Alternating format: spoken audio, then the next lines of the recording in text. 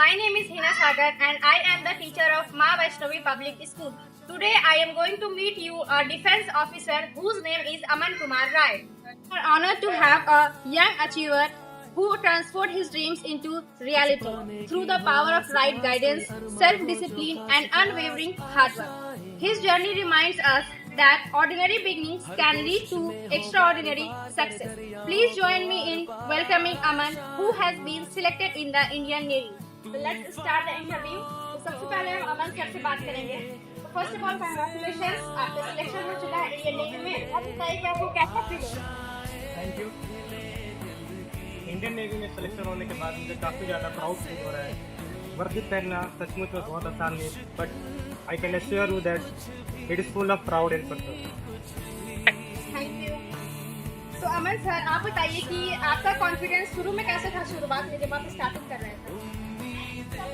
मैं ये बताना चाहूँगा, मैं एक बहुत ही बिलो एवरेज स्टूडेंट रहा करता था, जो कि जिसको पढ़ाई समझ में नहीं आता था. तो मैं कभी सोच भी नहीं पाया था कि मैं आज इंडियन नेवी को ज्वाइन करता हूँ. मेरा सपना जरूर था, पर मुझे कॉन्फिडेंस बिल्कुल भी नहीं था, क्योंकि मैं पढ़ाई में भी बहुत ही ज़्यादा बिलो एवरेज स्टूडेंट था. तो उस टाइम पे आपको कौन सपोर्ट किए, हेल्प किए कि हम कर सकते हैं?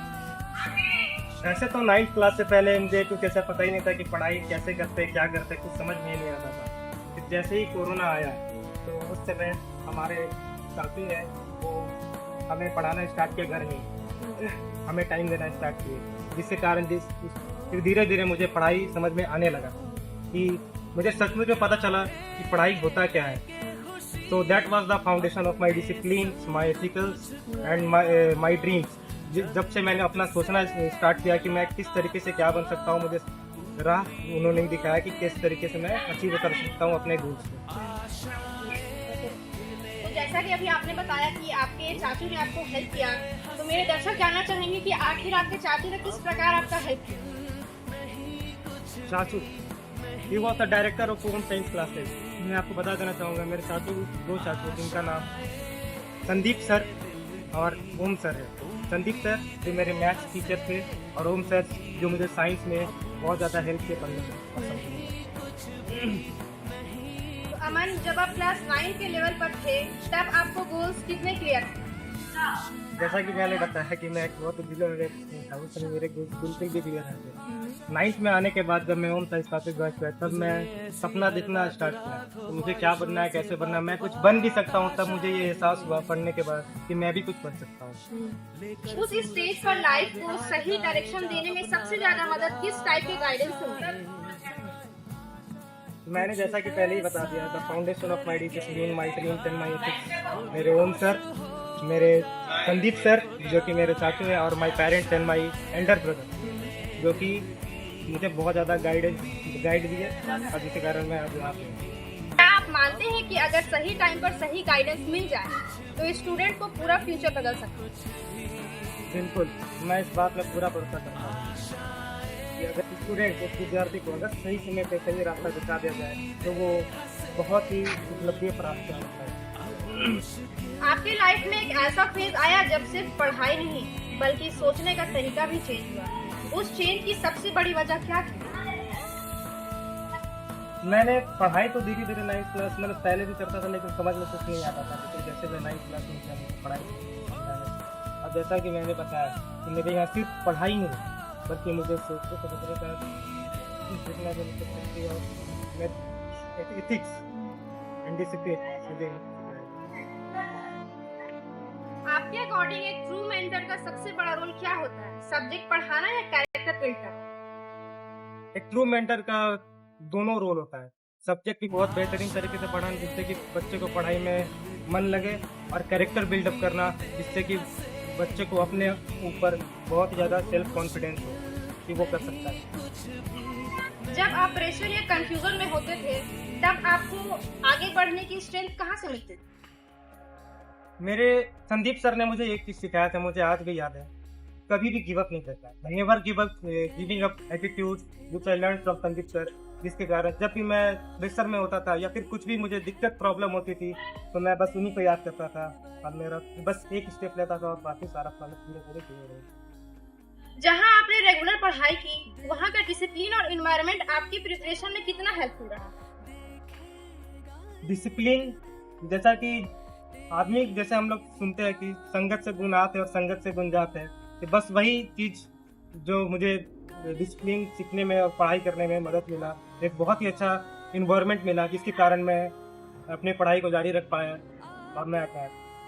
Regular test, time bound routine और डेली प्रैक्टिस, इनमें से किस चीज ने आपको सबसे बड़ा स्ट्रांग बनाया? जैसा कि आपने बोला रेगुलर टेस्ट, टाइम बाउंड, ये सारी चीज अपने आप में बहुत ही महत्वपूर्ण है। रेगुलर टेस्ट देना जिससे कि एक स्टूडेंट को पता चल पाता है कि मैं कहाँ पे, मेरा मतलब कौन सा टॉपिक मेरा वीक है।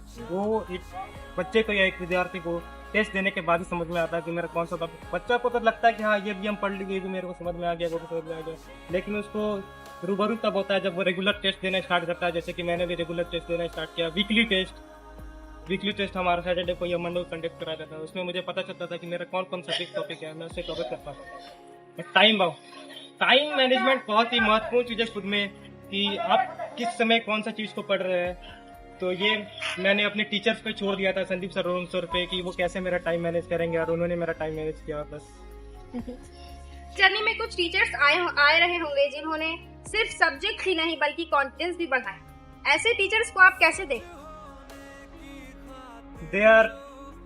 they mean a lot for me, so that Sandeep sir, जैसा कि मैंने आपको बताया, वो मेरे रियल मोटिवेशन थे, जिन्होंने मुझे नेवर गिव अप एटीट्यूड सिखाया। ओम सर जो मुझे हमेशा मोटिवेट करते थे, जब भी मैं लो फील करता था, मैं कुछ बहुत सारी गलतियां भी करता था, तब वो मुझे एज अ स्टूडेंट, मतलब कि ये नहीं बोलते थे कि नहीं तुम खराब स्टूडेंट तुम जाओ, वो मुझे मोटिवेट करते थे कि तुम ये गलत चीज मत करो, ये करो, वैसे करो, सारा मतलब एक गाइडेंस, प्रॉपर गाइडेंस जो मुझे उनसे मिला, तो मैंने अपनी गलतियां करना। टीचर की कौन सी एक बात या एडवाइस होती है जो लाइफ में बार बार साथ रहती है? टीचर की एडवाइस तो बहुत सारी है, पर वो रियल मोटिवेशन हमें तब फील होता है जब वो हर दिन हम एक नए, वो टीचर्स हमें नई जोश और नए मोटिवेशन के साथ हमें पढ़ाना स्टार्ट करते हैं और हमें मतलब तैयार करना स्टार्ट करते हैं। तो वही रियल मोटिवेशन है, रियल एडवाइस भी कह सकते हैं, जो हमें लाइफ टाइम याद रहता है। और हम कहीं भी रहते हैं, भले हम वहाँ पे हो या ना हो, कहीं भी हो, तो हमें वही बात याद आता है, वही कॉन्फिडेंस, वही एनर्जी फील होता है, जिसके कारण हम आज जब आप इस पोजीशन पर हैं, तो कौन से वैल्यूज हैं जो आपको बार बार याद आते हैं? Duty, honour and courage. Sandeep sir मुझे बार बार बताते थे कि अपने काम को बहुत ही ऑनर तरीके से करो। Always choose the harder right than the easier wrong. ये मुझे उनसे ही सीखने को मिला है कि हमेशा जब भी तुमको ऐसा लगे कि बहुत सारा कठिन है, उस कठिन समय में भी तुम अपने ऑनर के साथ काम करो, तुम्हें रिजल्ट जरूर अच्छा मिलेगा। स्टार्ट। आपकी जर्नी का सबसे टफ फेज कौन सा था और उस टाइम आपने खुद को कैसे मोटिवेट किया?